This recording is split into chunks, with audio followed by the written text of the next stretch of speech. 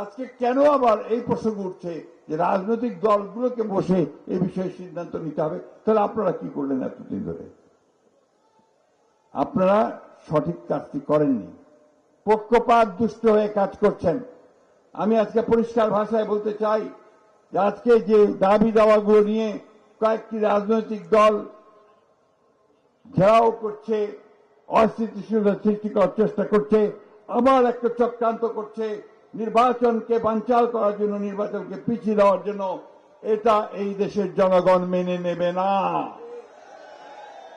বন্ধুগণ, অনেক রক্তের বিনিময়ে, অনেক শিশুর রক্তের বিনিময়ে, অনেক নারীর রক্তের বিনিময়ে, অনেক ছাত্রের রক্তের বিনিময়ে, কৃষকের রক্তের বিনিময়ে, শ্রমিকের রক্তের বিনিময়ে আমরা এই স্বাধীন হয়েছি ফ্যাসিস্টের হাত থেকে। সুযোগ সৃষ্টি হয়েছে এক গণতান্ত্রিক ব্যবস্থায় যাওয়ার। এটাকে আমরা কোন মহলের চক্রান্ত বা ষড়যন্ত্রের মধ্য দিয়ে এটাকে বিনষ্ট হতে দিতে পারি না। আমরা অনেক দায়িত্বশীলতার পরিচয় দিচ্ছি। আমরা এখন পর্যন্ত কোন বিষয়ে রাস্তায় নামিনি, কিন্তু মনে রাখবেন, বিএনপি কোন ভেসে আসা দল নয়। বিএনপি এই দেশের জনগণের গড়া একটি দল, শহীদ জিয়াউর রহমানের দল, স্বাধীনতার ঘোষকের দল। এই দল দেশের নেত্রী বেগম খালেদা জিয়ার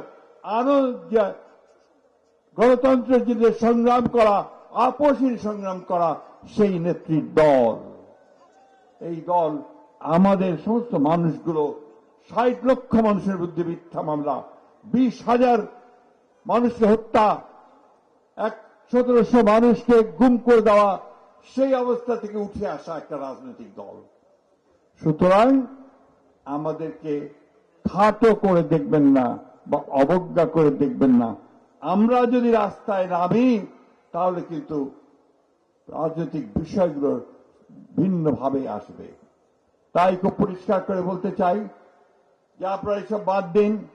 যে বিষয়গুলো সমাধান হয়েছে সেই বিষয়গুলোকে বলে দিন, যেগুলো হয়নি সেগুলো পার্লামেন্টে আগামী নির্বাচনের মধ্যে দিয়ে যে পার্লামেন্ট গঠিত হবে সেই পার্লামেন্টে সিদ্ধান্ত নেওয়া হবে। আর যেগুলো আমরা একমত করুন। আমরা খুব পরিষ্কার করে বলতে চাই যে নির্বাচনের দিনই গণভোট হবে, তার আগে হতে হবে না। আপনি তাই চান কিনা বলেন? বন্ধুগণ, এই বিষয়টা আমরা একমত। অন্যান্য বিষয়গুলোতে আসেন, যেগুলো বাকি আছে সেগুলো আমরা আগামী পার্লামেন্টে নিয়ে যাব। আর যেগুলো সই হয়ে গেছে, একমত হয়ে গেছি, সেগুলোর উপর ভিত্তি করে আমরা কাজ শুরু করতে পারি।